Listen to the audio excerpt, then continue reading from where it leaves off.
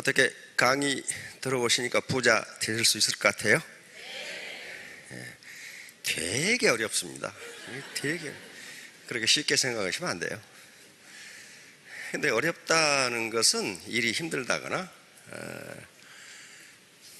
학력이 낮다거나 캐리어가 없다거나 그런 거 아닙니다. 사람을 대하는 사업이요 쉽지 않습니다. 5만 가지 사람이 모이면 생각이 5만 가지예요. 그래서 성공할 수 있는 가장 유일한 비결은 겸손입니다. 겸손. 왜 겸손이 중요한가에 대해서는 말씀드리도록 하겠습니다. 절대로 겸손하지 않은 사람은 이 다단계판에서 성공할 수 없어요. 그리고 완전히 라인을 망가뜨리는 행위를 하는 경우가 대단히 많습니다. 다른 사람을 자기 돈벌이와 직급 상승의 수단으로 이용하는 사람들이 있어요. 친구라는 영화 혹시 보셨나요? 연식이 좀 약간 되신 분들이 보셨죠? 장동건이 나오는 거예요. 장동건이. 그 장동건이 기가 막히게 나오죠. 장동건이 걸어가는 거 보면 말이죠, 눈이 번쩍번쩍하죠. 근데 그 친구에서 장동건이가 뭐라 그래요? 내가 네 시다바리가 그런단 말이야. 그게 부산 사투리죠. 다른 사람을 자기 시다바리로 생각하는 사람은 절대로 성공 못합니다. 성공해도 졸부 또는 천민자본주의로 인정 못 받아요. 그렇게 힘들게 성공해가지고 그렇게 대접을 받고 살아야 되겠네 하는 거예요. 자, 우선 공중에 떠 있는 발을 땅으로 내리셔야 되니까 시 한 수 감상하고, 시인은 애칭이 풀꽃 시인이라고 부르는 대단히 아름다운 시를 쓰는 그런 시인이 있습니다. 초등학교 교장 선생님으로 정년퇴임하시고 지금은 공주시의 문화원장으로 계시는 분인데, 광화문 사거리에 가면 교보문고라는 대단히 큰 서점이 있죠. 거기에 가면 교보문고 글판이 있어요. 글판에서 서울 시민이 1등으로 뽑은 거, 가장 좋아하는 것이 풀꽃 1입니다. 자세히 보아야 이쁘다. 풀꽃 길가에 핀 거 보세요. 자세히 보아야 이뻐요. 하도 작아서. 그리고 오래 보아야 사랑스럽다. 너도 그렇다. 너도 그렇다. 자, 오늘 PPT 제목을 한번 보여주세요. 학습 조직. 투인데요. 이걸 얼마나 해야 될지 지금 너무 중요하기 때문에 학습이라고 하는 거예요. 학습. 이게 전부거든요. 학습.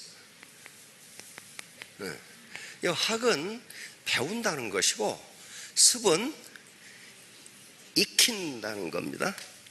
배우고 익히는 게 학습이에요. 이 말은 논어에서 나온 말입니다. 논어 제1편 학이편 제1장에 나오는 말이에요. 학이 시습지 불역여로. 배우고 때에 맞추어 익히면 또한 즐겁지 아니한가. 유붕자 원방내 불역나고. 벗이 있어. 이거 벗은 술친구 아닙니다. 술친구가 아니고 나와 뜻을 같이 하는 사람이 있어 먼 곳에서 찾아오니 또한 즐겁지 아니한가. 인부지불온 불역군자오. 남들이 나를 알아주지 않아도 성내지 아니하니 군자가 아니겠는가. 알아주지 않는다고 썩내면 군자 아닙니다. 네가 어쩌다가 다단계 하냐? 그때 썩내면 안 돼요. 그런 말 하거나 말거나. 그때 뭐라고 대답하면 좋습니까? 누군가가 대답하기 어려운 질문을 했을 때는, 그리고 언제든지 거기에 대해서 대답을 하지 마시고 역질문을 하시면 됩니다. 어떤 경우든지 역질문을 하시면 돼요. 그래서 상대방이 대답하도록 만들어야 돼요. 네가 어쩌다가 다단계를 하냐? 그러면 네가 그럼 내 노후 책임질래? 그렇게 물으면 내가 왜? 그렇게 나오고 그 사람이 답변하잖아요. 지금 그 사람이 답변하잖아요. 정할 말이 없으면 그렇게 물으면 그거 왜 묻는데? 그러면 그놈이 대답할 거 아니에요. 그놈이 대답할 거 아니에요. 예. 이 학습으로부터 모든 건 출발합니다. 모든 건 출발해요. 요즘 최근에 뉴스 보신 분들이 많으실 텐데 용산 미군 기지가 우리한테 반납되죠? 용산 주둔 미군이 좀 평택으로 옮아가죠. 용산에 있으면 너무 좁아. 그리고 평택으로 가야만 할 미국의 전략적 판단이 있죠. 평택으로 가야만 중국을 포위할 수 있으니까 그쪽으로 가는 거예요. 왜냐하면 평택으로 동두천에서 또 서울에서 평택으로 간다는 것은 뭘 의미해요? 미국의 생각에는 북한은 없다 그 말이죠. 이쪽으로 가서 이제 중국을 견제해야 되니까 그래요. 아무튼 뭐 그냥 그렇고 그러면 그 미군 기지 엊그제 우리 장관님들하고 서울시장님하고 버스 타고 투어했죠. 거기가 우리나라예요, 미국에? 우리나라죠. 근데 거기 몇 년 만에 들어갔어요, 그 땅에? 네, 114년 만에 들어갔어요. 우리나라인데 우리 국민이 거기를 못 들어갔어요. 114년 동안에. 왜 그랬을까요? 왜 114년 동안 거기를 못 들어갔냐 이게. 나라가 초라해지면요 국민이 비참해집니다. 국민이 비참해져요. 그 용산기지를 누가 맨 처음에 점령했냐면 청나라 군대가 점령한 거예요. 청나라 군대가. 청일전쟁에서 누가 깨졌어요? 청나라가 깨진 거죠. 졌어요. 그리고 러일전쟁에서 일본이 러시아를 격파했어요. 그 일본 힘으로 격파한 게 아닙니다. 뒷배를 영국이 그 당시 대영 제국이 봐주고 있었기 때문에 대영 제국이 거의 다 깬 거죠. 아무튼 그러고 나서 1904년에 일본군이 용산을 점령합니다. 일본군이 우리한테 물어도 안 보고 용산을 점령한 거예요. 왜? 나라가 비참해지니까, 나라가 힘이 없어지니까 국민이 비참해진 거예요. 그 일본군이 점령을 했어요. 그래서 그 일본군 감옥, 일본 장교, 전략본부 다 세웠어요, 거기다. 그러고 나서 태평양 전쟁에서 이번에는 또 누가 깨졌어요? 일본이 뒤지게 두드러 맞고 미국한테 항복을 했어요. 그러니까 누가 점령해 이번에는? 미군이 점령해. 그래서 114년 동안 대한민국 영천대 대한민국 국민이 가보지를 못했어요. 그렇게 나라가 초라해지면 백성이 비참해진다니까요. 비참해져요. 그런데 그걸 이제 한미 군사협정에서 평택으로 간다고 그러니까 어떤 분들이 계시냐 하면은 참 기가 막힌 분들이야.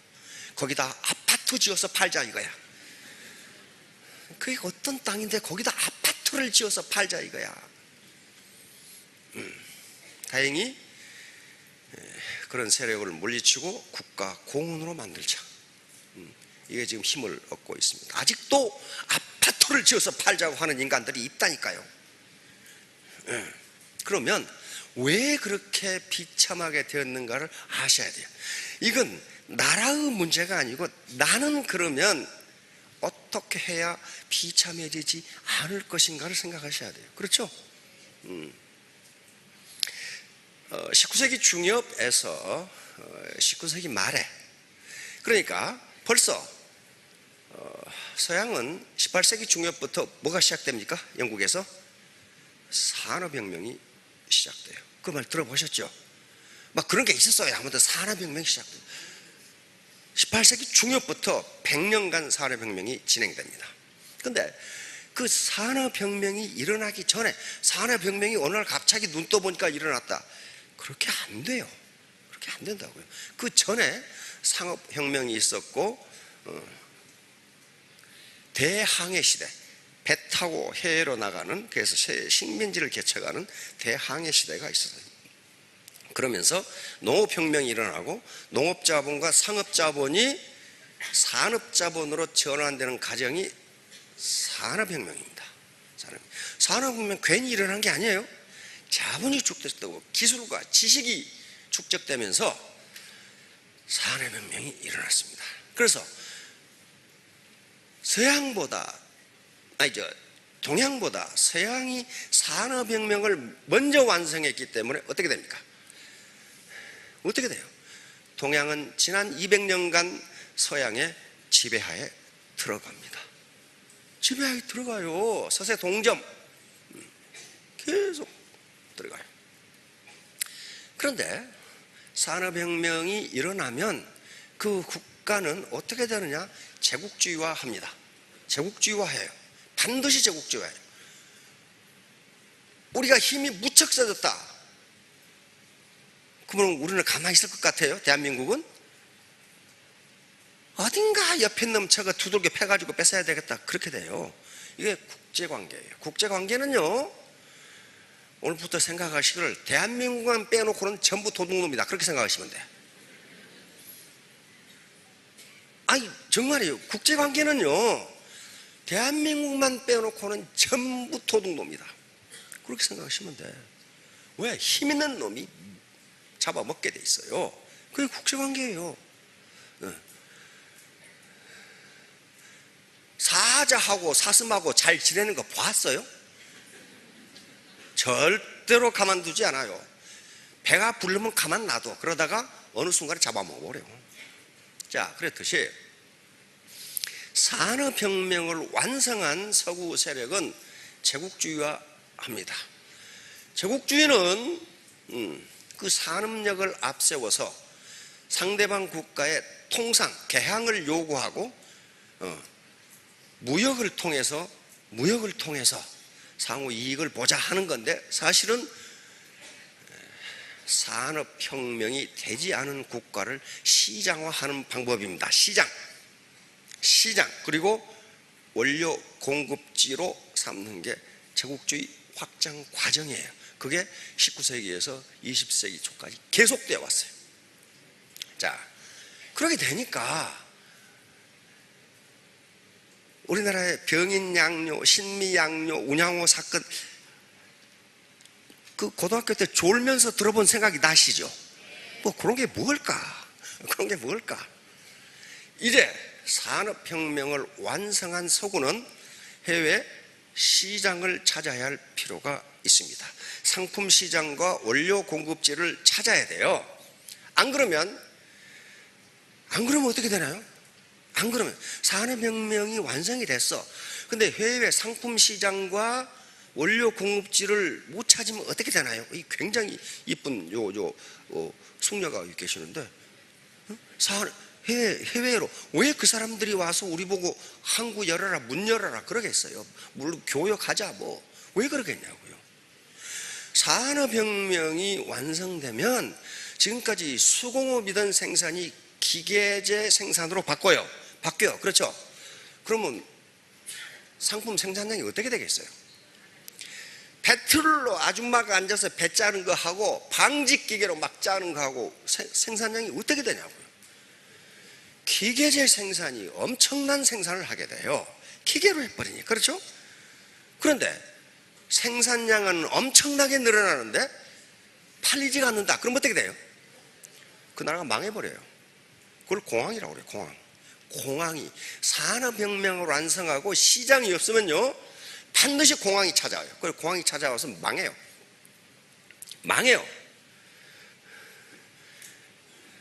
1차 대전, 2차 대전 무엇 때문에 했어요? 자유를 위해서? 그렇게 생각하고 있으면요, 잘못하면 자유를 뺏겨요. 또 자유를 위해 싸운 게 아닙니다. 시장쟁탈전이에요. 시장쟁탈전이 2차 대전이에요. 1차 대전은 제국주의. 오늘 가셔서 자녀들의 역사 교과서를 보세요. 1차 대전 뭐라고 나와요? 딱 해놓고 제국주의와의 싸움, 그렇게 딱 나와요. 제국주의와 제국주의 싸움이에요. 2차 대전 시장쟁탈전 딱 나와요. 자, 그러니까 영국이 산업혁명했죠. 독일이 했죠. 미국이 했죠. 그런데 산업혁명이 늦은 나라가 독일과 일본이에요. 그런데 이 나라가 이태리 산업혁명을 해놓고 보니까, 산업혁명을 해서 그 제품 시장이 있고 원료 공급지가 있어야 되는데 팔아먹을 데도 없고 원료를 가질 데가 없어. 그럼 어떻게 해야 돼요? 이미 네덜란드, 벨기에, 영국, 프랑스 이런 나라들은, 포르투갈, 해외 식민지가 아주 내널렸어. 그러니까 완제품을 만들어서 그 시장에 팔고 거기서 값싼 원료를 갖다가 다시 부가가치를 높여서 팔아먹으면 나라가 부강해져. 그렇죠? 그런데 독일이 뚝 산업혁명을 하고 보니까, 아니 프랑스, 영국, 벨기에, 네덜란드가 식민지를 다 가지고 있어. 그럼 어떻게 해야 돼요? 뒤통수를 쳐가지고 토해내게 해서 지가 가져야 돼. 그렇죠? 네, 그렇게 해서 2차 대전이 벌어집니다. 그러니까 자유를 위해서 퍼주고 그렇게 떠들지 마시라고. 그러면 자기 자유를 잃어버린다니까요.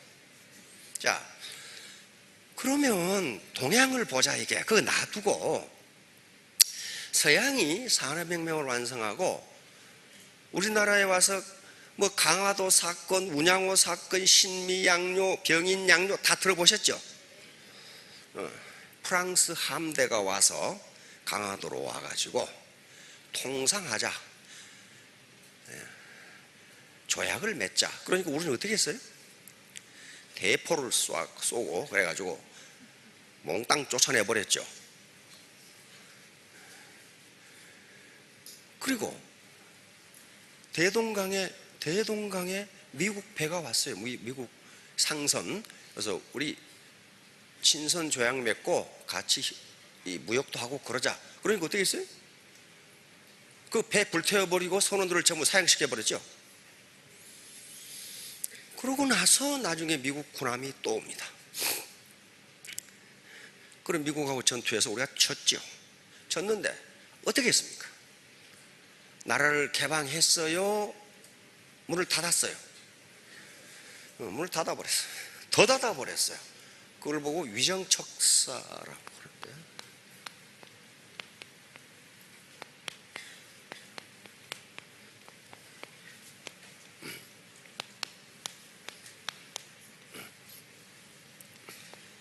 위정척사라는 게, 이 정이 바른 것을 지키고 사악한 것을 배척한다는 뜻이에요. 말은 아주 기가 막히죠. 그러면 이때 바른 것이라는 게 뭐냐 하면은 성리학입니다. 성리학과 성리학 질서. 다시 말하면 현재 나라를 지배하고 있는 지배계층의 기득권 수호야. 기득권 수호. 척사, 사악한 것을 배척한다는 건, 사악한 것은 뭐예요? 성리학 외에 서양에서 들어온 모든 문물은 사악한 거다. 그러니까 좀 배척한다. 이건 말은 그럴듯한데 뭐냐 하면은 기득권 세력에 기득권을 내놓지 않겠다는 거예요. 그래서 이 위정척사 세력을 역사에서는 수구당이라고 그럽니다. 수구당. 수구당당 수구당당 하는 거 있죠? 네? 수구당이라고 그래요. 자, 그래서 막아버렸어요. 그런데 1800년이죠. 53년으로 기억하는데, 일본에도 미국 군함이 옵니다. 페리 제독이 지휘하는 미국 동인도 함대 군함이 4척이 와서 일본에게 통상을 요구합니다. 통상 같이 조약 맺고 같이 무역하자야. 무역하자. 그런데 이때 일본은 도쿠가와 이에야스 에도 막부 시대인데 일본이 보니까 이게 흑선이라는 게 철선이야. 철선. 철로 만든 군함이에요.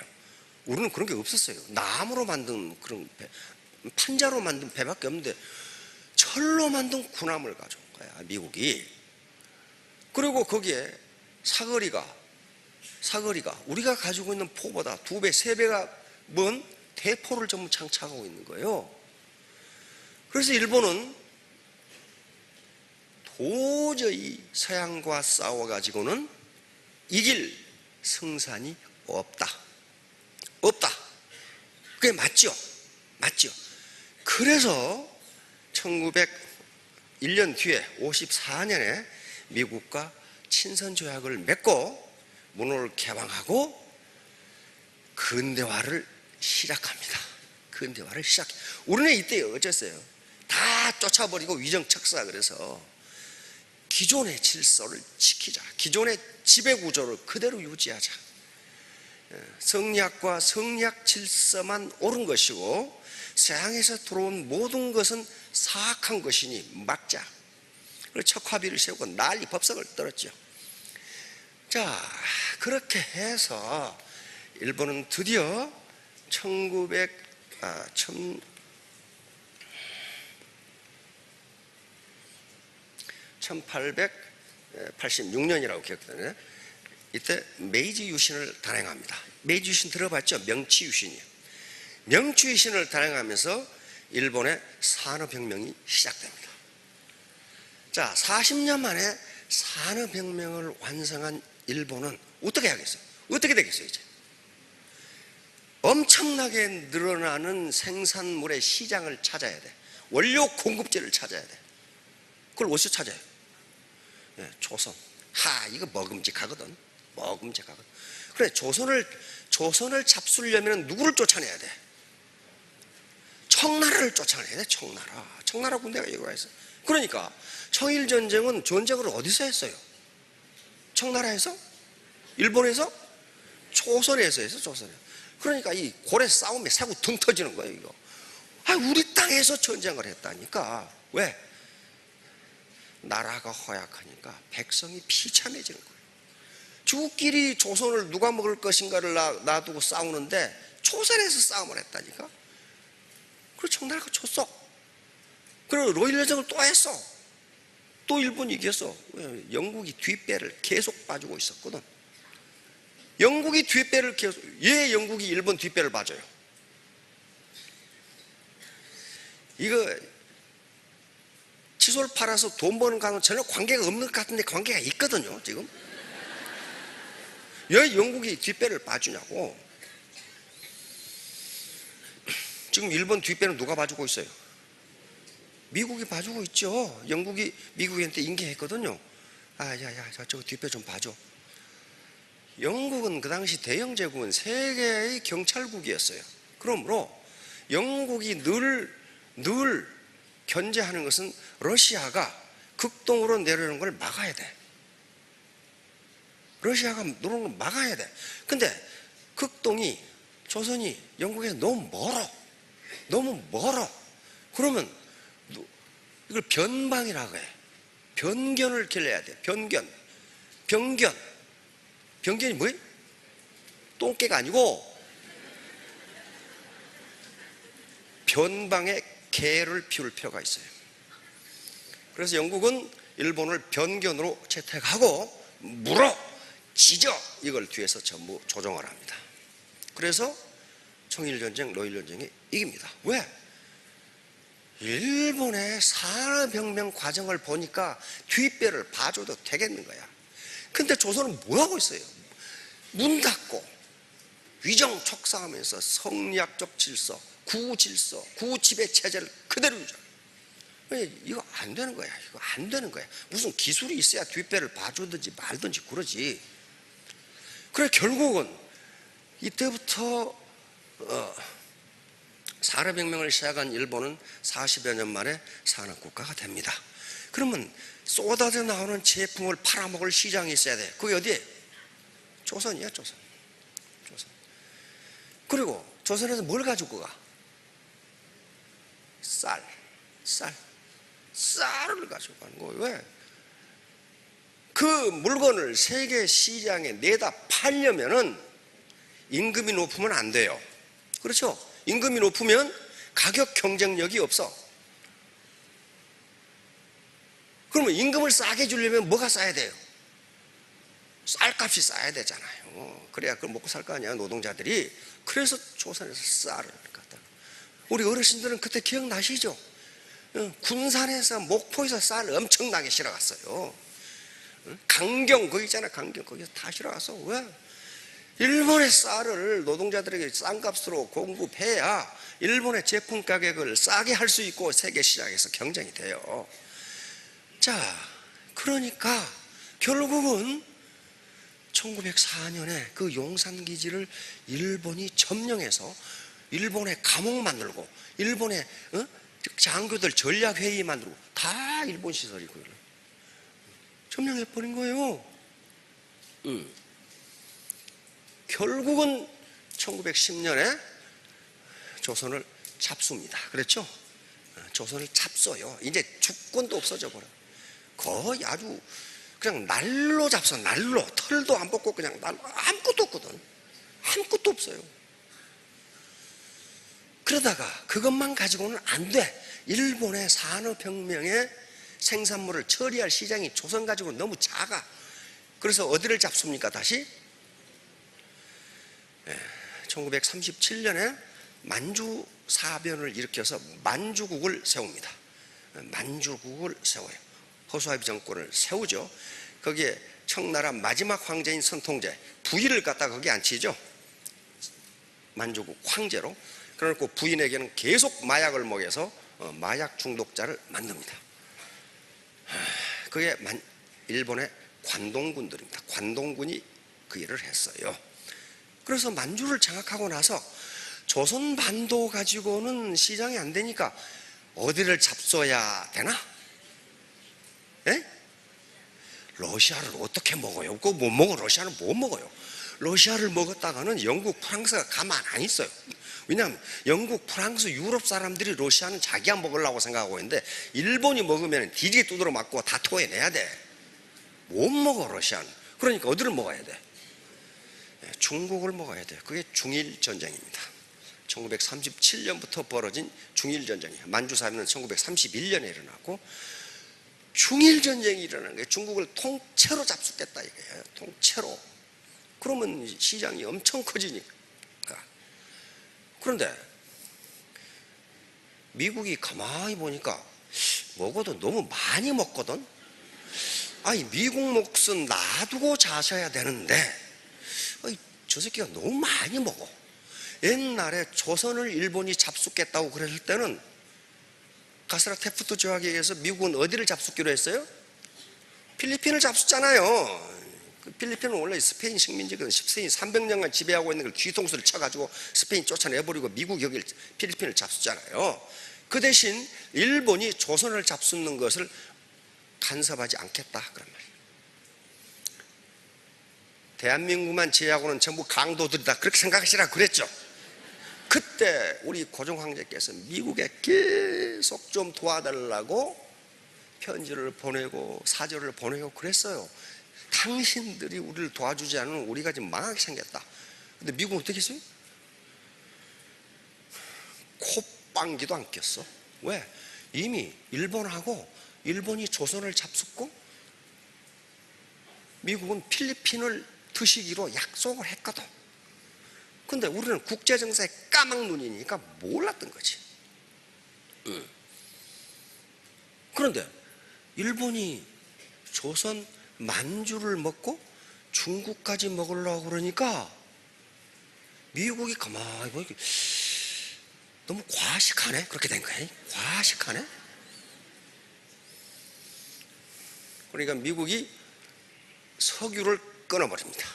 석유. 그 당시 일본은 정유 공장이 없어. 석유를 끊어버려. 또 일본에서는 석유가 안 나요. 미국이 석유를 끊어버리니까, 미국만 끊으면 또 미국의 친구들이 있잖아요. 호주, 캐나다 같이 다 끊어버려요. 그럼 일본은 어때요? 그 당시 태평양을 장악하고 있는 건 일본 해군입니다. 연합함대, 야마모토 이소로쿠 제독이 지휘하는 연합함대, 세계 최강의 함대. 그런데 거기서 일본은 양자택일을 해야 돼. 양자택일이 뭐냐면은 중국에서 나오든지, 그러니까 중국을 잡숫지 말든지, 안 그러면 미국과 일전을 하든지, 둘 중에 하나예요. 그런데 그 당시 일본 해군 장성들, 해군 장교들은 미국을 잘 압니다. 그런데 일본의 육군 장군들, 육군 장교들은 미국을 잘 몰라. 일반적으로 육군이 해군에 비해서 좀 무식해요. 해외를 별로 안 가보거든. 일본의 연합함대 사령관 야마모토 이소로쿠 대장은 하버드 대학에서 공부한 사람이에요. 그 사람이. 그러니까 미국을 잘 알아. 도조 히데키가 미국과 전쟁을 한다고 했을 때 반대했어. 야마모토 이소로쿠는 당신들이 미국의 포드 자동차 공장을 한번 보면 미국과 전쟁을 하겠다는 생각을 못한다 그랬단 말이에요. 그건 잠재력이거든요. 그런데 육군이 결정하니까 해야죠. 아무튼, 그런데 왜 미국과 결전을 해야 되느냐 하면요, 미국이 전략 물자를 끊어버렸어. 석유, 주석, 고무, 철강, 이게 얼마나 귀한 전략 물자예요. 그러면 이걸 어디서 구해야 돼? 어디서? 일본은 동남아시아 자원지대를 점령하면 그걸 얻을 수 있어. 그렇죠? 여러분들이 해군사령관이라면 동남아시아를 먹자 그렇게 생각하시겠죠. 그 생각도 못하고 칫솔이나 팔자 그러고 있으면 안 된다니까. 지금 글로벌로 못 나가요. 그래서 동남아시아를 치려고 하는데 이거 안 되겠네. 하와이 진주만에 뭐가 있어요? 미 태평양 함대가 있어. 저걸 먼저 깨버리고 동남아시아를 정광석각처럼 점령해버리고 일본 땅으로 만들어서 미국과 협상을 하자. 우리가 이건 잡수는 걸로. 그런데 미국은요, 어떤 나라냐 하면요, 본토가 공격을 당하면 못 참는 나라입니다. 그 분명히 아셔야 돼요. 본토가 공격을 당한다? 미국 본토에 대해서 어떤 놈이 이러쿵저러쿵 한다? 그러면 그 시기는 가만 안 놔둬요. 어떤 일이 있어도 아주 깔아 뭉개버려. 미국 본토에 대해서 왈가왈부한다? 그건 봐주질 않아. 자, 첫째 당한 게 일본이야. 진주만, 미국 본토를 공격한 거예요. 이거 어때요? 가만둘 수 없다 이거예요. 가만둘 수 없어. 그래서 원자탄을 2개를 퍼부어버리죠. 가만두질 않아. 빈 라덴이 미국 본토를 공격해서 쌍둥이 빌딩, 무역 빌딩, 그거 지금 아주 기가 막히게 또 세워놨죠. 가만 안 놔둬. 끝까지 추격해서 잡아 죽이고 이라크, 아프가니스탄 쑥대밭을 만들어버리죠. 가만 안 놔둬요. 김정은이 지금 뜨거라 한 게 쓸데없는 말을 했어. ICBM이 LA까지 날아간다 그 말을 한 거야 지금. 뭐 이런 새끼가 나. 이게 너는 죽었어 이제. 너는 죽었어. 이게 미국을 모르는 거예요. 본토에 대해서 왈가왈부하는 어떤 놈도 가만두질 않아요. 아무튼 그렇게 해서, 자, 우리가 그러니까 이제 결론으로 갑시다. 우리가 일본의 지배를 받고 국민이 비참해지고 백성이 자유를 잃어버린 게 무엇 때문이냐는 거예요. 무엇 때문이냐? 산업혁명이 늦은 거예요. 산업혁명이 늦은 거라고. 그것 때문에 지금 서양이 동양을 200년간 지배하고 있는 거고, 앞으로 몇 년간 더 지배할지를 모른다고. 늦었어. 산업혁명이 늦었어요. 3차 산업혁명까지는 산업혁명이 진행된다는 얘기도 누가 해준 놈이 없어. 근데 지금은 응? 우리 마누라까지도 4차 산업혁명 그래. 그건 다보스 포럼이라는 데서 부자 클럽 있죠. 부자 클럽. 세계 0.001%만 참석하는 포럼이 있어요. 포럼이 있어요. 우리는 가고 싶어도 못 가요. 참가비 2천만 원. 연 소득 70억 불 이상. 세계 경제를 이끌어 부자 클럽이에요. 거기서 그걸 만든 슈밥이라는 사람이 지금 4차 산업혁명이 진행되고 있다. 그 말을 해버렸어. 그 말을 해버렸어요. 그래서 지금 난리 법석이야. 3차 산업혁명까지는 그런 게 진행되고 있는지 마는지 아무것도 몰랐어. 아무것도 몰랐어요. 그리고 진행되고 있는데 이미 미국은 앞서가고 있는데, 자, 그렇게 되니까 산업혁명에 뒤지면 어떻게 된다? 뒤진다고 말이야. 그때는 산업혁명에 뒤지면 뒤져요. 우리가 이렇게 배우고 공부하고 학과 습을 한다는 것은 자신의 생존력을 높이는 겁니다. 생존력을 높이는 거예요. 그리고 자유의 범위를 확대하는 겁니다. 우리나라를 자유민주주의 국가라고 하는데, 여기 모나리자처럼 이쁜 분 지금 당장 5천만 원을 들여서 크루즈 여행 갈 수 있어요? 그 자유가 있냐고요? 없어요. 단지 자유라고는 서방님 밥에 주는 자유밖에 없어. 자유라고 하는 것은 내가 새로운 정보와 지식을 알고 그만한 소득이 있을 때 자유가 생기는 거지. 예? 어떻게 자유가 있냐? 내가 지금 간호사인데 내일 쉬고 싶어. 그 자유 있어요? 없어요. 자유 없어요. 항상 산업혁명에 뒤지면요, 누구한테선가 지배를 받아야 되고 종속을 당해야 되고 굴욕을 당해야 돼요. 그리고 그 자유폭이 훨씬 적어져 버려요. 자유폭이. 자유가 없어진다고. 자유가. 그래서 우리가 배우고 공부하고 새로운 지식을 얻는 것은 내가 자유롭고 싶고 누구 압제를 받기 싫으니까 그렇게 하는 거예요. 그래서 겸손해야 된다. 계속 새로운 지식과 정보를 받아들이지 않으면 누구 밑에서 일하거나 자유폭이 훨씬 적어집니다. 여기 지금 앉아 계시는 분들 옆에 사람 보면 다단계꾼처럼 보이지만 안 그래요. 아주 비가 번쩍한 분들 많아요. 내 육사 후배 장군들도 다 있어요. 여기 장군이면, 사단장이면 수만 명의 부하를 지휘하는데, 에? 우리 사회에서 지위가 높으면 높을수록 경조사비가 많이 들어가. 경조사비가 밥 살 때가 많아. 이게 부하가 한두 명이야 이거 되지. 그런데 연금 400만 원 받아가지고는 누구 부하가 수천 명인데 말이야. 경조사에 어떻게 그 다 경조사비를 주냐 이 말이야. 그게 뭐예요? 자유가 없어지는 거예요. 자유. 내가 가서 두둑하게 경조사비 주고 밥엔 부하들, 나를 위해 충성했던 부하들 밥도 사주고 싶은데 그 자유가 없어져요. 그 자유가 없어져. 그래서 겸손하게 배워서 성공하라는 거예요. 그래서 하라는 거예요. 지금 그렇게 되잖아요. 응? 지금 4차 산업혁명이 진행된다고 이 난리 법석인데 나하고 무슨 상관? 그렇지가 않아요. 그렇지가 않다고요. 벌써 경제학자들이 1980년대부터 앞으로는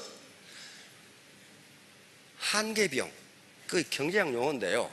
한계비용, 마지널 코스트. 한계비용이 가격이 되거든요. 가격이 돼요. 그럼 그렇고 한계비용이 제로인 사회가 올 것이다. 마지널 코스트 제로가 된단 말이에요. 그때 경제학을 공부했던 저도 야, 어떻게 한계비용이 제로가 되나? 그러면 한계비용이 제로가 되면 가격 경쟁력이 아니라 엉뚱한 생각, 창의성이 경쟁력이 되겠네? 그렇게만 생각했어요. 그런데 지금 한계비용이 제로인 소사이어티가 왔어요. 지금 애터미 사업을 하는데 요 스마트폰이 없으면 2천만 원 받아봐야 통신비용으로 다 들어가고 없어. 그렇잖아요. 카톡 하는데 돈 얼마나 내세요? 미국에서 그 당시 한국으로 전화 한번 하려면요, 이놈아 빨리 끊어라, 전화비 나온다, 난리였죠. 응? 지금 보이스톡으로 공짜로 해버리잖아요. 한계 비용이 제로가 된 소사이티가 와버렸어요. 이제 비용이 제로예요. 제로. 비용이 안 들어. 근데 점점 앞으로 AI가 나오면은, AI가 일상화되면은 한계 비용이 제로인 소사이티가 와요. 이때 어떻게 할 것이냐는 문제예요. 이때 어제 제가 이 거래하는 은행에 갔다 왔어요. 아이, 우리 동네 은행이 없어져 버렸어. 은행 지점이. 거기서 통장을 발급받고 이 모바일 그 앱을 만들어놨는데 그 지점이 없어져 버렸어. 그래서 다른 동네 이제 지점으로 갔어. 아이, 거기 갔더니 말이지, 은행 사무실은 넓은데 사람이 5명 앉아 있어. 쾌한이 없어. 거기다가 보초까지 5명이야. 보초까지, 기도까지 5명이야. 없어. 그래서 내 일을 봐주는 그 우리 동네 은행이 없어져 버렸다니까. 그 일을 처리해준 그 여자 과장이 그래. 그래서 저도 불안해 죽겠어요. 나 언제 쫓겨날지 몰라요. 그러고 있더라고. 옛날에 은행은 그게 완전히 철밥통 아니에요. 그 여자 과장이 그래. 왜 쫓겨나요? 그랬더니, 아니 AI가 다 들어오면 나도 쫓겨날 것 같은데요. 와, 그런데 그 우리 동네 은행, 신한은행인데, 은행에서 했던 모바일 앱하고 어제 했던 거랑 차원이 달라. 차원이 달라. 그렇게 그동안 발전돼 버렸어. 자, 그렇게 되면, 그런데 그 모바일 앱을 하는데 수수료가 없어. 수수료가 없어. 또 한계병 제로예요. 비용이 제로야.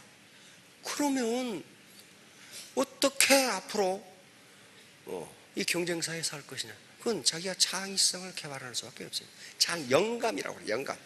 영감이라고 해요. 영감. 창의성. 가만히 있는데 화장실에 가니까 어떤 생각이 번쩍 떠오르더라. 그 창의성 아니에요. 그거.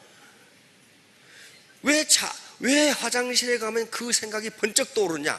그 생각을 계속 하고 있기 때문에 하필 화장실에 가니까 그 생각이 떠오른 거예요. 아, 그 기집애, 낮에 그 다방에서 맞는 기집애 이름이 뭐지? 요거 동창인데 네 이름 뭐냐고 물어보기도 그렇고, 얼굴은 알겠는데, 근데 이름이 생각이 안 나. 근데 화장실에 가서 일을 보려고 그러니까, 아이, 그년이 김말짜지 딱 나온단 말이에요. 그건 화장실에 가서 그 아이디어가 떠오른 게 아니고 계속 생각하기 때문에 떠오른 거예요. 다시 말하면, 그래서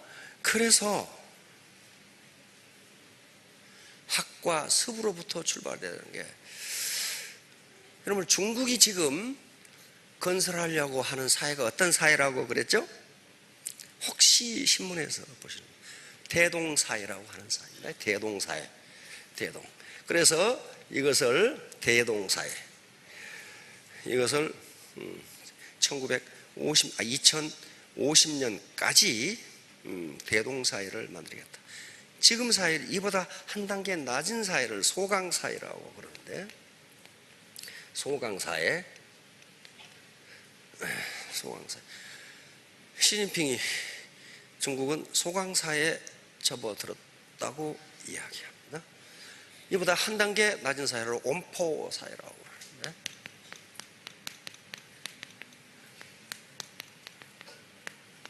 온포. 이건 배부르고 등 따신 사회다, 그 말이에요.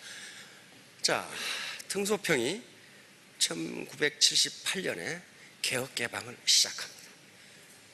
그렇죠? 개혁개방. 그러면서 개혁개방을 하면서 중국 국민들이 이 개혁개방을 지지해 주지 않으면 어때요? 국민이 어떤 정책을 지지 않으면 그 정책이 성공하기가 힘들어요. 그렇죠? 그래서 맨 처음에 등소평이 약속한 게, 개혁개방을 하면은 먹고 사는 문제를 해결해 주겠다. 이게 중국에서는 가장 절실했어요. 이 당시 중국은 후진국지에 그 앞에 모택통이 대약진 운동을 하면서 또 문화 대혁명을 하면서 4천만 명이 굶어 죽었어요. 4천만 명이 굶어 죽었는지 2천만 명이 굶어 죽었는지 어떻게 하느냐? 통계학적으로 아는 방법이 있어요. 해마다 한 국민의 출생과 사망률이 있습니다. 그렇죠? 근데 어느 해에 갑자기 사망률이 늘어나는 건 뭐예요? 굶어 죽었다는 거예요. 그래서 4천만 명이 굶어 죽고 있어요. 그러니까 중국 등소평의 입장에서는 어떻게 이 13억 인구를 먹여 살릴 것인가가 최대의 문제였어요. 그래서 이렇게 하면, 개혁 개방을 하면은 적어도 등 따시고 배부르게 먹을 수는 있다. 내가 이렇게 해주겠다. 이게 온포사예요. 따뜻한 온자, 배부를 포자, 먹고 살게 해주겠다. 이것을 2020년까지 완성하겠다. 2021년부터 2040년까지는 소강사회를 만들겠다. 그리고 2050년까지 대동사회를 만들겠다. 그게 약속이에요. 약속이에요. 중국 국민들의 약속이에요. 근데 어때요? 개혁 개방해서 이게 해결이 됐지요. 응? 중국이 대단한 나라야. 13억을 먹여 살리고 남아가지고 우리나라에 생선에다 납도 넣어서 팔고 막 그러잖아요. 막 뭐 해가지고. 그러니까 자기들이랑 먹지 말이야. 그걸 먹는 문제를 해결했어요. 개혁 개방으로. 응? 개혁 개방으로. 이때 등소평이 약속한 게 선불호입니다. 선불호. 먼저 부자가 될 수 있는 권리. 먼저 부자가 될 수. 그리고 흥묘, 백묘론. 검은 고양이, 흰 고양이 내로 하는 거 있죠. 그것이 검은 고양이면 어떻고 흰 고양이면 어떻냐? 쥐만 잘 잡으면 되지. 그게 백묘, 흥묘 유명한 거예요. 다시 말하면 그 체제가 사회주의 체제이건 공산주의 체제이건 자본주의 체제이건 그게 무슨 상관이 있냐? 백성들이 잘 살면 되는 거지. 그게 분명해요. 그리고 모기장 이론이에요. 모기장 이론. 아주 쉬운 이론이죠. 여름에 창문을 열고 자면 모기가 들어와서 귀찮다. 그러나 창문을 닫고 자면 질식에 죽는다. 그럼 무슨 말이에요? 사회를 개방하면 서구 사상, 중국의 가치와 문화에 맞지 않는 사상도 들어오지만은 질식에 죽지 않는다. 그래서 개혁 개방이 시작된 거예요. 그래서 이 사회를 이걸 성공적으로 이루어냈어요. 그런데 이제 18년 이쯤 와가지고 소강사회에 접어들었다고 이야기합니다. 소강사회라는 건 뭐냐면은 가정 단위로, 가족 단위로 건강하고 행복하게 살 수 있는 단계까지 왔다. 앞으로 2050년 되면 대동사회를 만들. 대동사회는 가족 단위가 아니고 전 국민이 이기주의를 버리고 똑같이 평등하게 건강하게 문화를 누리면서 똑같이 잘 사는 사회를 만들겠다. 이게 대동사회예요. 대동사회. 이건 등소평이 만드는 게 아니고 공자가 쓴 예운편 제1장에 있는 말이에요. 그러니까 그걸 따다가 이 사회를 만들겠다고 하는 거예요. 이 사회를 만들겠다. 근데 그 만들기까지는 좋은데 등소평이 또 한마디 했어요. 도강양에 칼집에다가 칼을 감추고 그 빛을 보이지 말고 어두운 데서 힘을 길러라 그랬거든. 근데 이 도강야계를 몇 년간 하느냐? 앞으로 100년간 그렇게 해라 그랬거든. 근데 100년이 지나기도 전에 중국이 까불기 시작했어. 내가 힘이 세걸랑 그러고. 그러다가 어때요? 트럼프가 그냥 뒤통수를 까불지 마라 그래. 까불지 마라. 좀 직급 올라갔다고 까불지 마라 이거야. 까불지 마라. 지금 죽을 판이죠. 트럼프 그 도대체 내일 무슨 짓을 할지 모르는 사람한테 지금 걸린 거예요. 지금 이게 너무 까불다 그랬어. 까불다가. 자, 여기서 이제 결론적으로 말하면 내 산업, 국가가 어떻건 내 산업혁명을 하지 않으면 나는 누군가에게 종속돼야 되고 내 자유폭이 엄청나게 좁아진다. 그래서 새로운 지식과 새로운 정보를 받아들이라는 거예요. 그렇게 받아들인 일본은 어떻게 됐어요? 우리가 지금 100년 앞서가고 있어요. 100년 앞서가고 있어요. 이케하라 마모루라고 하는 사람이 쓴 책이 있습니다. 맞아 죽을 각오를 하고 쓴 한국 비판이라는 책이 있어요. 그 사람은 아주 친한파 중에 친한파예요. 우리나라에서 비즈니스 하는 사람이에요. 당시 김종필 총재께서 전부 사가지고 자민련 다 읽어보라고 준 책이에요. 거기에 뭐라고 나오느냐? 한국 사람들이 자기를 만나면 늘 묻는 말이 있다. 한국이 일본에 몇 년 뒤떨어졌느냐? 근데 이 사람이 질문하는 의도는 뻔하다. 5년이라든가 안 그러면 따라잡았다든가 그 대답을 듣고 싶은데 자기가 해주고 싶은 말은 지금 한국의 젊은 엄마시죠. 대호각성에서, 근데 대호각성한 것 같지가 않아요. 맘카페 보면은 대호각성을 안 했어. 대호각성에서 지금부터 열심히 따라오면 한국이 일본을 따라잡는데 100년 걸린다 그랬어요. 그래서 왜 이 친구가 옆에 있으면 내가 한 대 까부르고 싶은데 왜 100년이라고 했는고? 100년이 맞아요. 일본은 1886년 1868년 이게 자꾸 헷갈려. 68년이다. 1868년.